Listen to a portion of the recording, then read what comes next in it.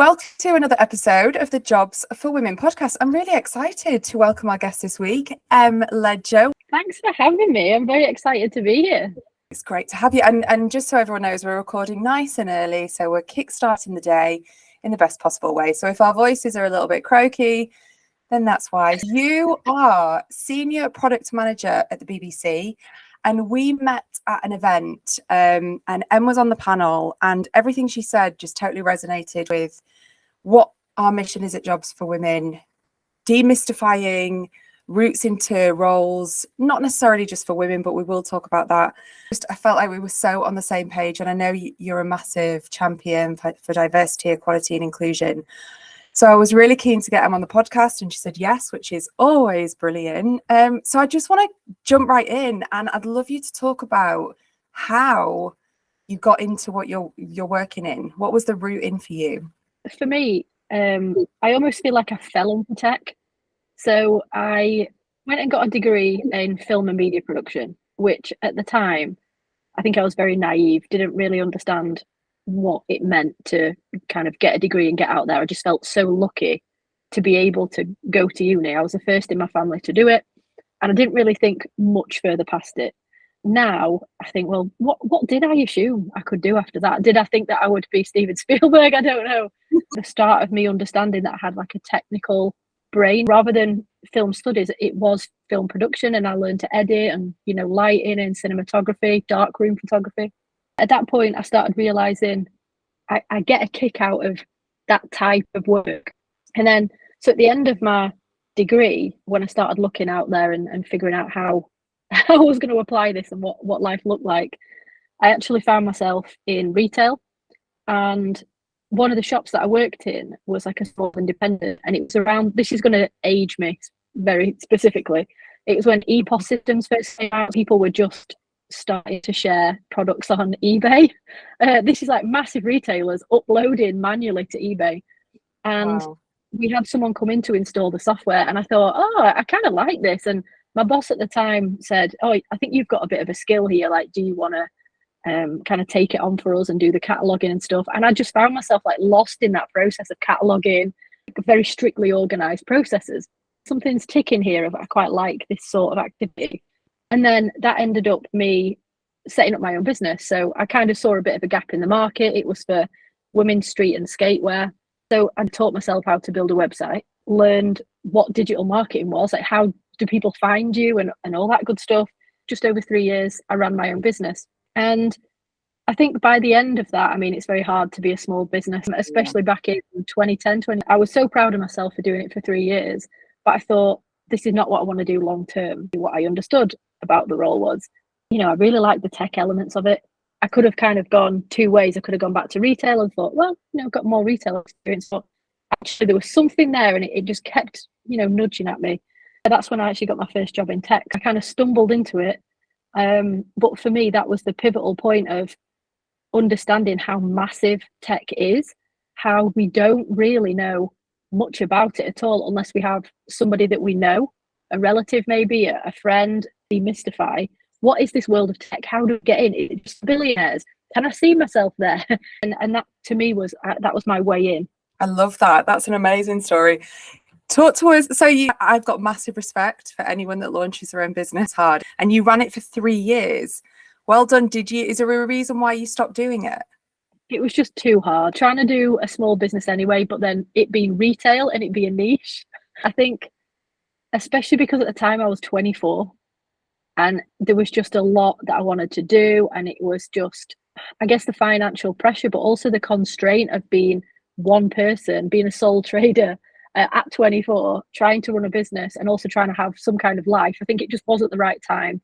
But, you know, as I said, I don't regret anything because it got me to where I am, but it just wasn't sustainable. I didn't really know what I was doing. I was trying my best.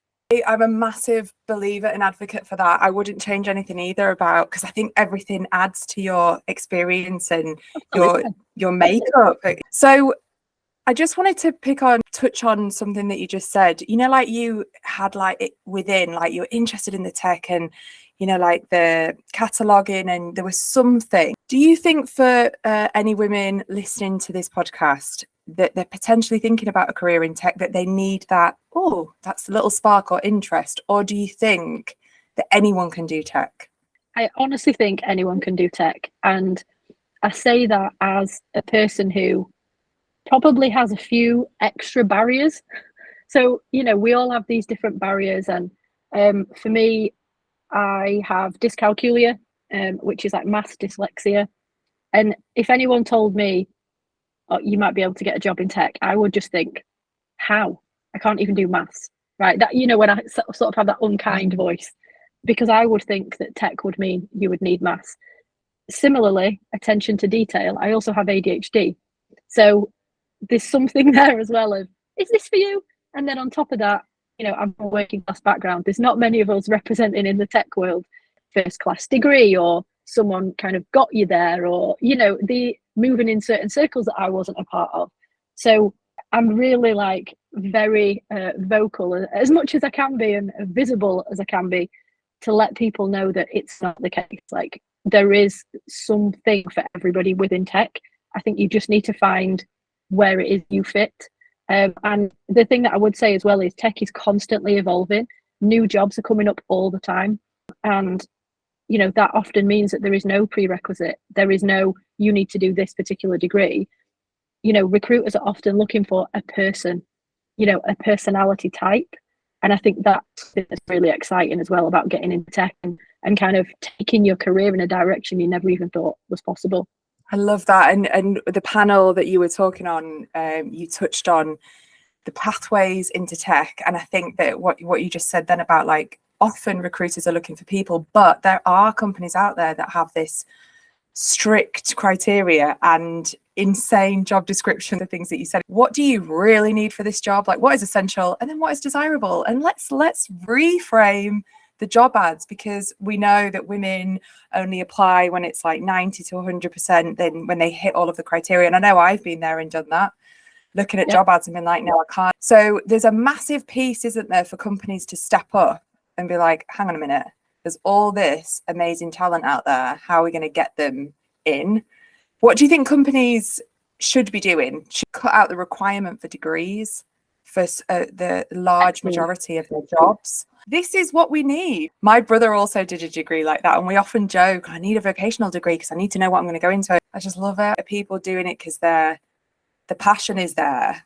Or do we need to lose that passion and just think job route? And I think with companies easing off on the requirement to have degrees, they're definitely missing out on this pool of talent out there, don't you think? Absolutely. We're in a world now where people feel a lot more empowered. We feel this access to whatever we want, whenever we want. We can order food in the middle of the night. We can do whatever, right? We have more power than we were used to have. That's the kind of difference between the generations that we have now and the older generations, where we have the ability to move our own ways in a different kind of way. Does that make sense? We are able to have like a two-way conversation now with recruiters. We know what we want and we know our worth more than we used to. If you talk to our parents or grandparents, there's this idea of, when you go to an interview, please, can I have the job? I'm going to kind of walk on a tightrope, and I must pretend to be all these things that I'm actually not, to try and get this job. And actually now, no, it is more of a, we're interviewing each other. Are you the right fit for me? Is the culture going to be right for me? And a massive part of jobs today where loyalty is not so much of a big deal. You don't have to work 20 years for the council to get your pension and stuff. People just dart around. It's all about a sense of belonging, place, and a sense of purpose. Millennial and younger generation. This isn't working for me. Like, I don't agree with your politics or the way that you treat X people. There's a lot in the mix. And I think if you come to the table as being appreciative of that as a recruiter, and say, we're looking for this particular role, we understand that what we're looking for here is an associate role. So we're going to assume that you're brand new to this. Here's the training we're going to offer you. How can we make you feel comfortable and come here and do your best work and feel that strong sense of purpose? That's the angle. That's how you're going to get the best people in and the people who want to be there. But I'm just going to tell you what you want to hear. It's a whole different vibe. I love that. The dial is changed. So just moving on to like what you're doing now, what does a product manager at the BBC do? A product manager is kind of like a business owner in that you have an area that you own. So I would describe it a bit like real estate. So digital real estate, you have this little section that's your baby, and you kind of do everything for it. You're the representative for that area, you're the subject matter expert for that area, you take care of it. So if there's anything broken, you fix it. If you kind of have a future vision of where it's going to go, you know, you are the manager, sometimes called a product owner. You own just this little thing that is all yours. And in a digital perspective, and to use an example of what I actually do, so at the BBC, I look after signing in. Probably everybody listening to this uses the BBC. There's a lot of people, and it's quite vast. So all of the apps, so if we're talking like BBC Sport, News, iPlayer, all of those require signing in. So what I do is essentially product manage a horizontal or a vertical, depending on where your job lies. Mine is a horizontal. It means it touches all of the products that come in vertically like that. So the same sign-in experience for iPlayer to News to Sport. And we have to think, what do users want? Where are users experiencing friction? What does signing in look like in 10 years' time? Will we even have passwords? It's this kind of make sure it works, make life easier for the users, and then think, where is it going in the future so we don't fall behind? So that's essentially what a product manager does, and works with development teams to funnel the work in, to kind of put together requirements, and then pretty much just represent that area. So if there's ever anything that needs doing, or a different area says we're going to move to this future way of having no password, then I would talk to senior stakeholders and lots of other stakeholders in every area to say, hey, we're going to make this change that's going to impact you. So it's a lot of talking to people all the time, discussing things, and yeah, like I said, just taking care of that area and thinking what the future will look like. So for me, I think it blends perfectly this kind of technical mindset and problem solving, as well as creativity, which has always been there as well. And it's a great way to bring those two together. That sounds so incredible. That's just a brilliant soundbite. I'd love to do that job. That sounds amazing. And I didn't know that. And I think this is what we've talked about, haven't we? About how do we let women or individuals know that these careers are out there and they are possible to do. Like, that just sounds like a brilliant job, and also really rewarding. Are you involved in that process? You know, when we talk about like the passwords, do you get involved in that research, or is that like a separate team that will look into what the future looks like? So I would say in product management, because it's such a growing area, and a lot of companies now that would never have had a role as a product manager now do, it's just quite essential. It's a very good way of bringing together what the business needs and what the user or the customer needs, and you're kind of in the middle. So as it continues to expand, we also now have lots of like UXD roles, so user experience design, user experience researchers. So you kind of work together to go and do research. Now, not every product manager will have UXD departments in their organization. So sometimes product managers do their own research. It'll be a collaborative thing with the design team, where you'll do things like comparative research. You'll go and interview people. You'll have focus groups. You know, it's kind of a modern way of saying a focus group and doing it online, as opposed to back in the day when you used to have people sat around the table, which I'm sure Kellogg's would have done back then. The product person is responsible for bringing the strategy together, understanding the problem statements and the needs, and then design kind of come and say, let's validate that hypothesis. Let's put some actual facts to it, bring the data together, and then that's when you then start pushing it through to development. It's so interesting. If someone's listening and they're thinking, that job is for me, what is their route in? We're doing a lot at the moment about career transitions. We've got a podcast coming up. We've got a webinar session, coaching session that we're running, because we also did a podcast on menopause and women leaving, but then coming back into the workplace. How do you feel about like career transitions or routes in to so someone's listening and they're like, I want to do that. How are they going to get in to somewhere like the BBC? Not necessarily the BBC, but what's their way? If you were thinking about doing product specifically, now there are courses that you can do online, which is certainly helpful. That said, it is often a role that you can get into diagonally. That's a good way to do it. So, for example, if you have any kind of tech background, be it Maybe you did an engineering degree. I don't know. Maybe you just did a code academy course for a weekend, right? Whatever interest you've got, that will help you to understand what this job entails. So while you don't need it, it's very helpful. And to me, it's about joining communities and getting your face out there. So all of the companies that I've worked for since being in tech do some level of outreach. So they'll do, free city-based events where you can come in and watch demos. They'll do talks. Similar to what you were saying with the podcast, which is awesome. There will be some level of kind of cultural imprint, if you want, of all those companies, because they want you as much as you want them, is what I would say. So anywhere where you can find local meetups. So the app Meetup is a biggie. If you're in a city, you're very lucky because most cities now will have some kind of tech meetup. If not, loads of online communities. So Product Collective, Women in Product, Mind the Product. All of these places have free sessions where you can learn, you can join and even request to speak. I think a lot of being in products is constantly wanting to learn and understand more. It's not about wanting to code. You literally don't have to code. It's not a barrier for you to get into product management at all. I think the interest is in the kind of strategic approach, the understanding of what we can do with technology. It essentially is strategy, right? It's just putting it into an online space. So you're looking at this one thing and thinking, where's that going to go? In the old world, you may have had a physical product, it's just a digital product. First step would be understanding, is that the right role for you? Have a look at those online communities. Go listen to people talk about what it means to be a product manager. If it sounds good, ask around. You're already embedded in the communities. People might want to mentor you. So there's loads of great mentoring opportunities. There's a massive, massive part of just getting yourself embedded, looking at those great opportunities. Many awesome opportunities are out there that we just don't know about. Now that I'm in this world, I can see it. And it's so frustrating to me because if we go back to the point of I'm from a working class background, right?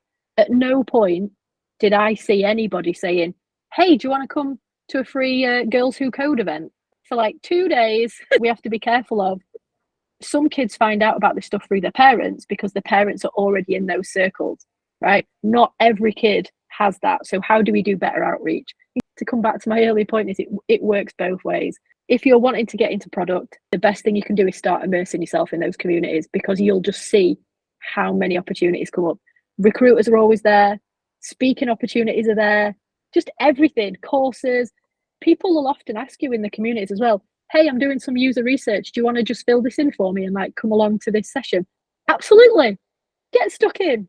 Oh, I love that. And isn't that refreshing? When I was younger, like we talked about, it was always, I felt like it was so one-sided, and how great that there are these opportunities. And like you say, free, because that accessibility piece, whatever background you're from, if your parents can't afford to send you on certain courses. And also, I think for me, like if I was recruiting a role and someone came to me, without the qualifications, but had done all of this immersive stuff off their own back, then that just speaks volumes for that individual. But one of my favorite, which I've told you the story about to a few different people, about when you were on having an interview and you got a maths, was it an equation on the spot?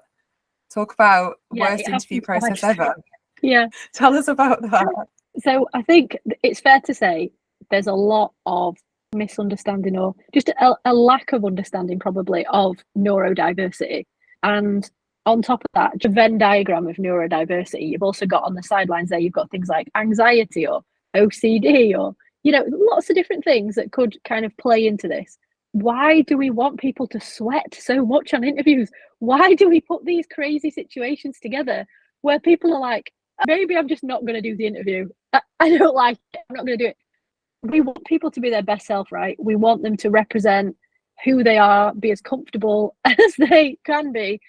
It just is crazy to me. On 2 different occasions for 2 very big companies, I was asked to do on the spot with no prep a maths challenge. It's not the best thing for me to even give you an example of, but it was something along the lines of, if X customers reported this particular problem and you had 14 people to address the problem, can you put together a value versus effort qualification type thing? Maybe, but like, then I'd be in a world where I'd have a calculator, I'd have a pen and paper, I'd be working with analysts. None of this is realistic for a day-to-day job. And another one was, we just want to see how you work this scenario out. So if you want to make some notes, crack on. And they just watched me on Zoom. My face was probably like the whole time. That does not happen. If anybody is sat here with, you know, listening with a similar background and a similar brain type, neurospicy is a nice term I think lots of us like to use. If you feel like that, honestly, the best thing you can do is just say, just so you know. So a lot of companies now ask in advance, do you need any specific things? Do you want to let the recruiter know anything? Just be open about it, because I think it helps people to understand that this is not okay, that they shouldn't be asking these silly questions, and there's absolutely no benefit. You're just losing great people.